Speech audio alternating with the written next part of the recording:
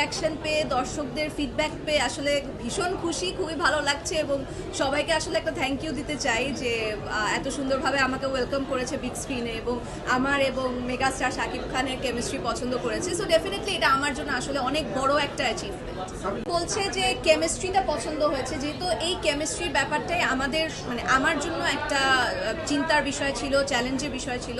So যখন chemistry এটাই আমার জন্য সব থেকে বড় কমপ্লিমেন্ট। সবাই লিচুর বাগান বা সবগুলো গান যেভাবে করে এনজয় করছে, ওইটা আমার কাছে খুব ভালো লেগেছে। আমি তো আসলে পরিবারের কাছ থেকে আমার কাজের ক্ষেত্রে সবসময় এক ধরনের সাপোর্ট পেয়ে এসেছি।